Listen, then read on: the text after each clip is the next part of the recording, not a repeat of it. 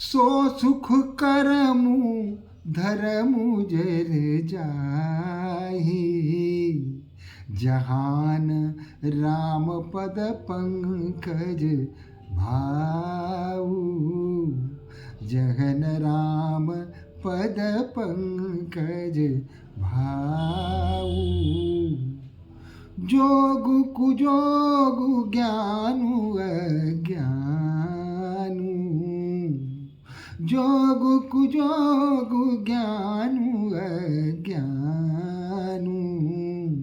जग नहीं राम प्रेम परधानु, जग नहीं राम प्रेम परधानु। हे राम, गुरु वशिष्ठ आगे कहते गए कि जहां राम का कमल रूपी चरण नहीं है, वहां सुख कर्म धर्म सब जल जाता है, किसी काम का नहीं रहता। और योग कुयोग हो जाता है, ज्ञान अज्ञानता में परिवर्तित हो जाता है। जहां तुम्हारा प्रेम, जहां तुम्हारे प्रेम की प्रधानता नहीं है, जहां तुम्हारे प्रेम को लोग समझ नहीं पा रहे हैं, वहां सब कुछ रहते हुए भी कुछ भी नहीं है। अतः अपने मन में यह बात मत लाओ कि तुम्हारे कारण लोग वन में आए हैं और असह्य दुख उठा रहे हैं, अत्यंत कष्टों का सामना करना पड़ रहे हैं। ऐसा कुछ नहीं है, तुम है तो सुख है, तुम नहीं तो कुछ नहीं। जहां तुम हो वहां भला किस चीज की कमी हो सकती है, कैसा अभाव हो सकता है? कोई अभाव नहीं हो सकता। अतः तुम्हारे मन में यह बात नहीं आनी चाहिए। तुम्हारे साथ सारे सुखों का मूल है और तुम्हारा वियोग सारे दुखों की जड़ है।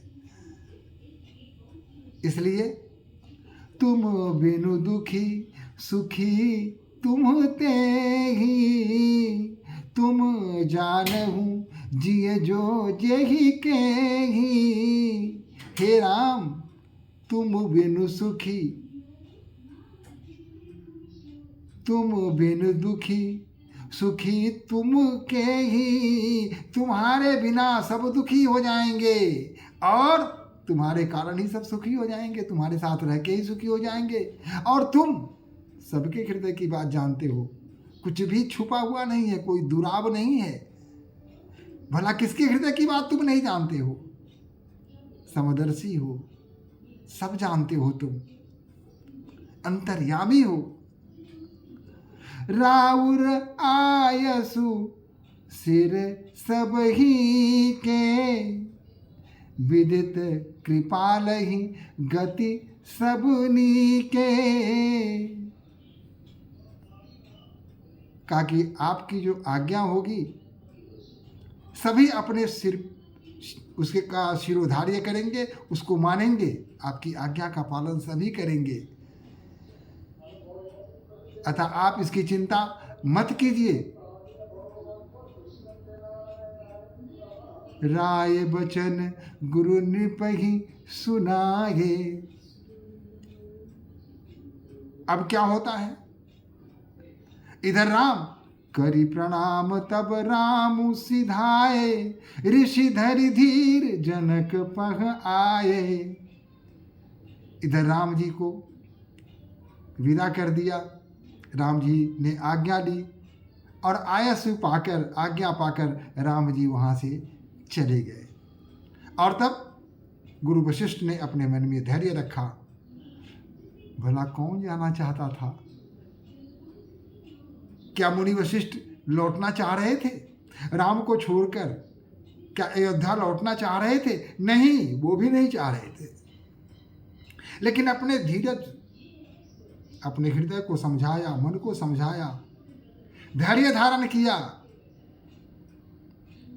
ऋषि धरि धीर जनक पह आए। और राम को विदा करके ऋषि राजा जनक के डेरे की तरफ जाते हैं, वहां पहुंच जाते हैं।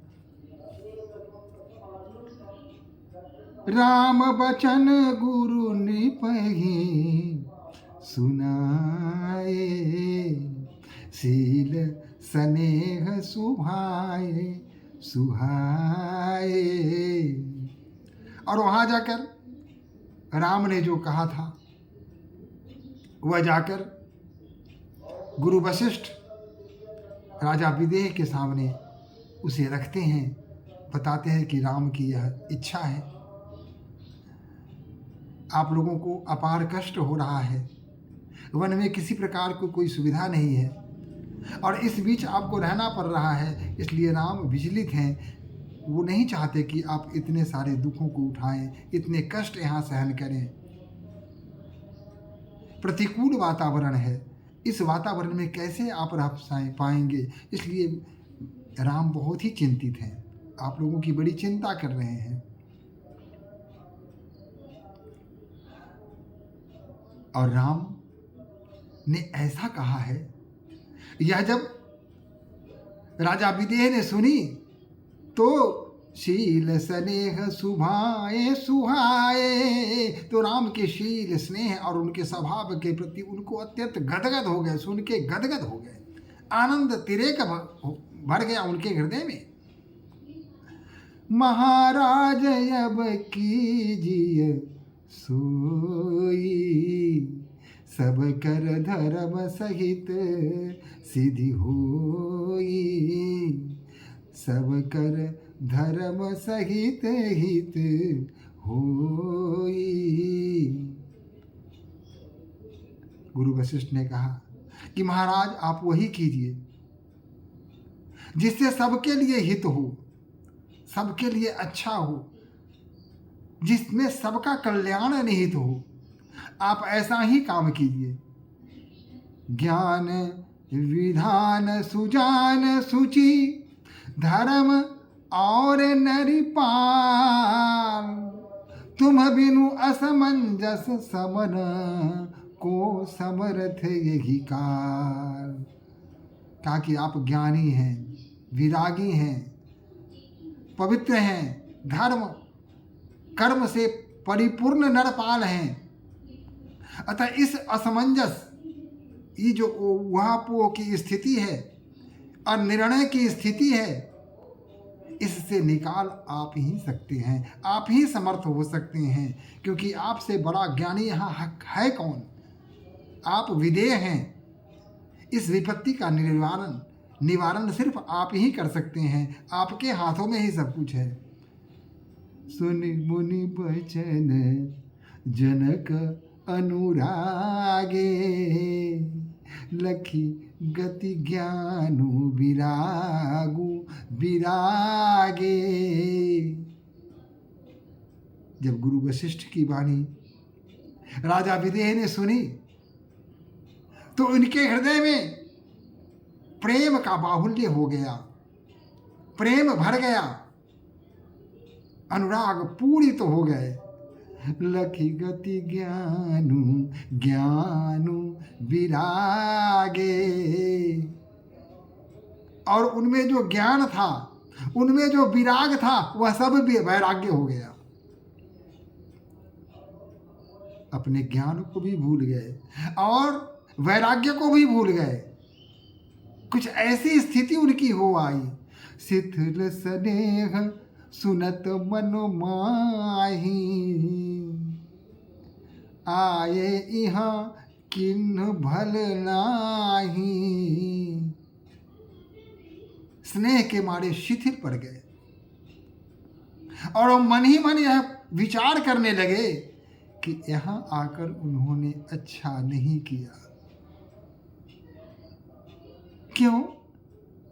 राम ही राय कहेऊ बन जाना, किन्ह आपु प्रिय प्रेम पुराना। एक राजा दशरथ थे जिन्होंने राम को वनवास की आज्ञा तो दे दी, लेकिन प्रेम की मर्यादा का पालन भी किया और राम के वियोग में अपने प्राण का उत्सर्ग कर दिया, प्राण को त्याग दिया। एक वो भी थे आज्ञा तो दे दी, लेकिन वियोग सह न सके, वियोग में जी न सके।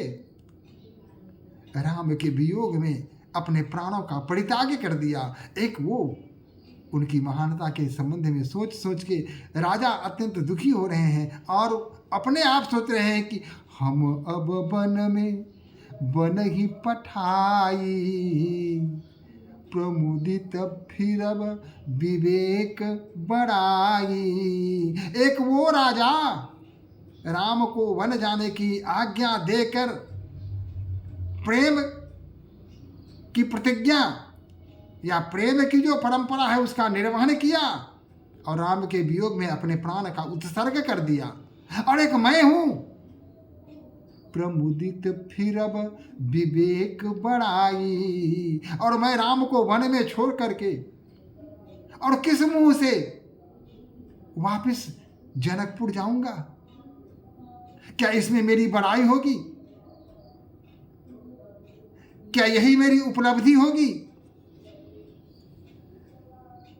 एक राजा राम को वनवास तो दे देता है लेकिन अपने प्राणों को उत्सर्ग कर देता है, और एक मैं ही हूं कि राम को वन में छोड़ के जा रहा हूं और प्राण का त्याग नहीं कर पा रहा हूं। कितनी विडंबना है, कितना अंतर है। वो कितने महान थे और मैं, तुलना नहीं की जा सकती।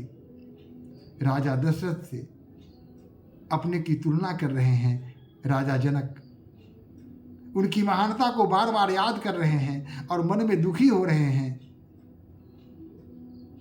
गुरु वशिष्ठ ने निर्णय लेने का अधिकार उन्हें ही दिया है, और एक निर्णय करने वाला, एक न्यायाधीश, उसके सामने बहुत सारी समस्याएं होती हैं। अपनी भावनाओं को मारकर उसे निर्णय देना पड़ता है, न्याय करना पड़ता है, और न्याय करने की जिम्मेवारी राजा जनक को दे दी गई है। और राजा जनक बार बार यह सोच करके आत्महीनता से भर रहे हैं कि एक राजा थे दशरथ, राम के वियोग में प्रेम के सिद्धांत का प्रतिपादन करते हुए उन्होंने अपने प्राणों को उत्सर्ग कर दिया। और एक मैं हूं कि राम को वन में छोड़ करके और आनंदित होकर, प्रमोदित होकर मैं लौट पाऊंगा? क्या ऐसा संभव है? एक ने इनके वियोग में प्राण त्याग दिए और एक मैं हूं कि इन्हें छोड़ करके जाऊंगा। बस इसी ऊहापोह में लगे रहे, मन ही मन गुनने लगे, सोचने लगे, पश्चाताप होने लगा और अनिर्णय की स्थिति में फंसे रहे कि आखिर उन्हें क्या करना चाहिए, क्या नहीं करना चाहिए। इसी सोच में वो लगे रहे।